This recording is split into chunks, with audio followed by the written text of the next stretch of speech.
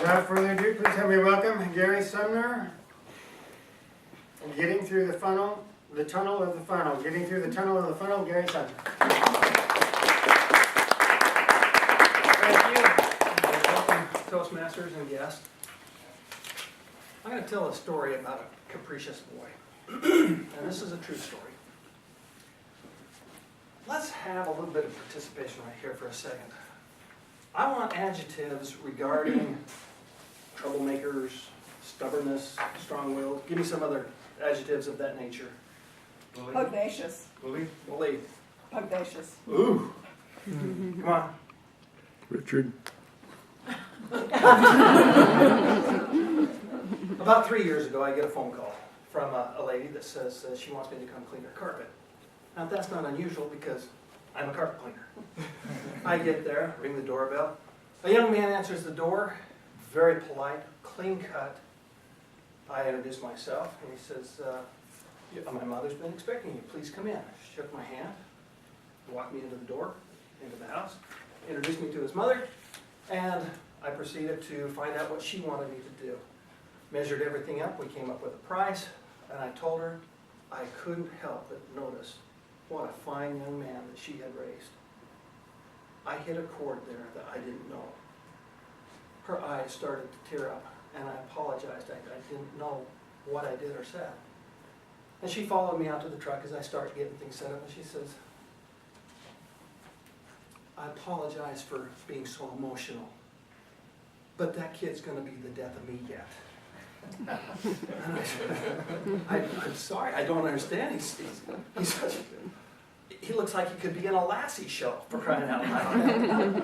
And she said she thanked me for that, but what you didn't see, because he had long pants on, was a bracelet around his ankle. He's under house arrest. And I couldn't help but think that the whole time I was there. I got finished, and I asked her if I could talk to him, maybe I could help straighten a few things out. And she says, anything, please. Well, I happen to have funnels in my van, and I use them as props. I know that you've heard of life is like a box of chocolate. For me, life is like a bunch of funnels. What am I talking about? Tonight, we're going to talk about life and how life equates to a funnel. Everyone in this room, when we come into this life, if we're going that direction, we have to go through the small part of the funnel. That's the tunnel of the funnel. What is that for us as kids? Some kids have nice wide funnels to be able to go through. Others, not so wide, but still some room. And then there's the kid that I had met that needed to go through the very small portion of a funnel. What am I talking about? Restrictions. And so I brought the young man in and I says, right now, Tim, you want to go this way. You want all your freedoms right now. Life doesn't work that way. Society says we must go through the tunnel to be able to know how to act amongst other people. If you were on an island all by yourself, you could have all the freedom you wanted. But as soon as there's one other person on that island, the two of you have to come up with some rules that the two of you can live together. We as a society have said, we will accept these types of behaviors, and if you step outside those behaviors, consequences will follow. I asked him, what do you want to do when you grow up? He says, I want to be an FBI man, be able to lock people up if they do something wrong. I says, you're going down the wrong road, boy. These things are going to be on you if you don't straighten up. I pointed to his ankle. Proof is in the pudding. I says, you're still young enough right now where you can change your course. And you can be able to be whatever you want to be. You can have all that freedom that you want. But you have to go through the rules and regulations. Every one of your kids, your brothers and sisters, they're different funnels. Not anyone has the same funnel. Some parents can give more leeway to others, but you have to earn that right. About 3 weeks later, I get a phone call from another lady to clean her carpet. I get there, and she wants to thank me. I haven't done anything yet, but you're welcome.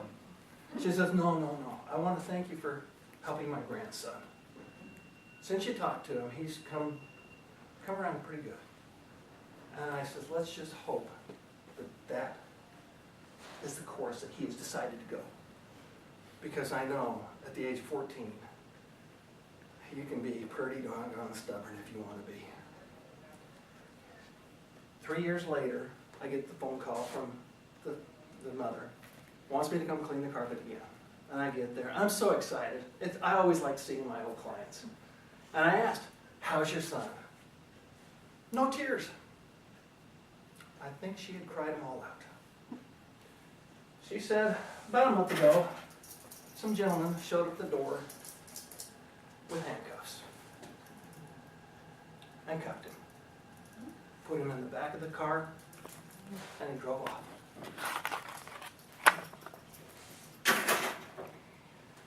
That young man, unfortunately, decided to go through this tunnel first, and he stepped outside the bounds, and now he has a long, long way to go before he can step out back into some freedom. Will he change? My heart is with him, my prayers are with him. But perhaps, if you know of somebody who is any capricious kid that you can think of, that you might be able to help understand in a very basic way what he's doing and what he has before his life, perhaps that might be of some help. I want to say, Bob, where are you? Oh, you're welcome. But that just don't feel right for me. So the rest of you, I want to say thank you for your time and patience.